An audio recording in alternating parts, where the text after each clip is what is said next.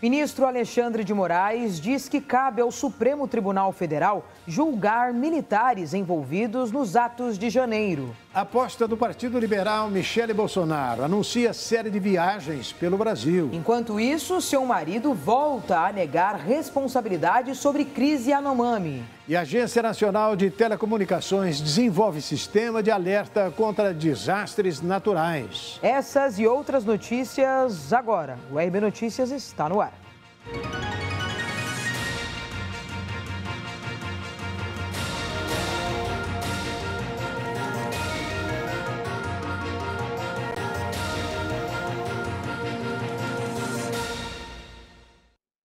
O governo anunciou agora há pouco voltar com a cobrança de 75% de tributos sobre a gasolina e de 21% sobre o etanol. Com a volta da medida, a partir desta quarta-feira, amanhã, portanto, a Petrobras fez uma redução de 13 centavos no preço do litro da gasolina vendido às distribuidoras, para tentar amenizar o impacto sobre o valor do produto. Mesmo assim, a ABICOM, Associação dos Importadores dos Combustíveis, calcula que nos postos a gasolina deve subir, em média, 69 centavos e o etanol, o álcool, cerca de 25 centavos. O ministro Alexandre de Moraes decidiu que o Supremo Tribunal Federal é responsável por julgar militares que cometeram crimes em 8 de janeiro.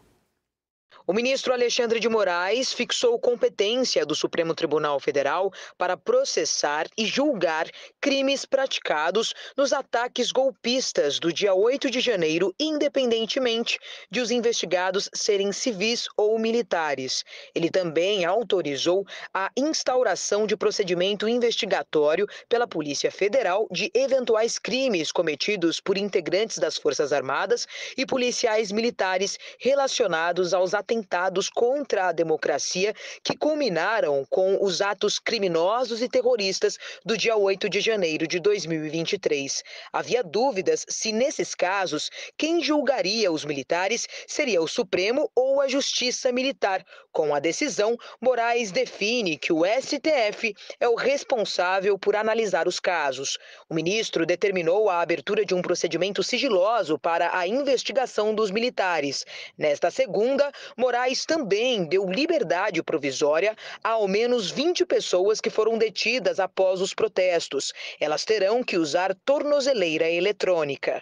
O pedido de investigação dos militares foi feito a Moraes pela Polícia Federal. Na noite de ontem, Moraes também concedeu liberdade provisória a 137 pessoas presas em razão dos ataques. Para o comentarista Ney Gonçalves Dias, o ministro Alexandre de Moraes acertou em determinar que o STF seja responsável para julgar militares envolvidos em atos golpistas. Vamos ouvir. Até no século passado, em São Paulo, houve uma discussão muito intensa sobre a Polícia Militar julgar a PM aqui em São Paulo, através da sua justiça, os militares que compunham e compõem a sua força. Prevaleceu a decisão.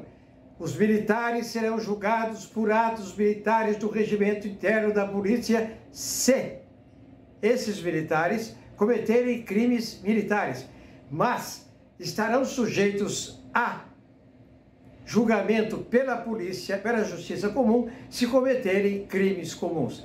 Na Revolução de 64, do golpe da ditadura, seja lá o que for, de 64, o Superior Tribunal Militar julgava os civis e condenava, e depois julgava os militares e absolvia. Não há dúvidas na jurisprudência e na legislação do país. Por exemplo, se o militar age de maneira incorreta, se ele infringe um artigo do regimento interno das Forças Armadas, o Estatuto Militar, ele é julgado por crime militar. Mas se ele comete um crime civil, se ele bate na mulher, ele evidentemente vai ser julgado por agressão na justiça comum. É o que é legal. Já o ministro Gilmar Mendes pediu informações ao presidente do Senado, Rodrigo Pacheco, sobre a CPI dos atos golpistas. O ministro Gilmar Mendes, do Supremo Tribunal Federal, notificou o presidente do Senado, Rodrigo Pacheco, a informar sobre o pedido de abertura de CPI para investigar os atos extremistas do 8 de janeiro.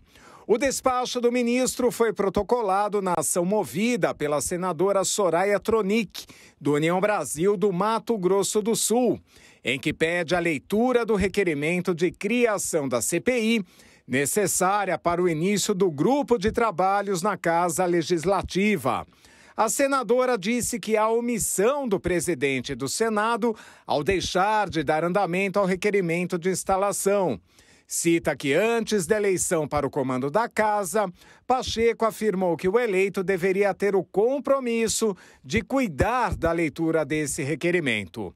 Por meio de um mandado de segurança, Tronic alega ter apresentado o requerimento ao presidente do Senado ainda em 8 de janeiro, solicitando a apuração dos responsáveis pelos atos praticados contra as sedes do Congresso Nacional, do STF e do Palácio do Planalto.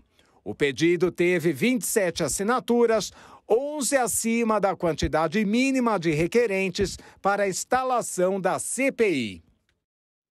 A ex-primeira-dama Michele Bolsonaro anunciou que fará uma turnê pelo Brasil para encorajar o engajamento da mulher na política. Michele Bolsonaro anunciou que fará uma turnê política pelo Brasil. As viagens, segundo a ex-primeira-dama, serão para incentivar a participação feminina na política.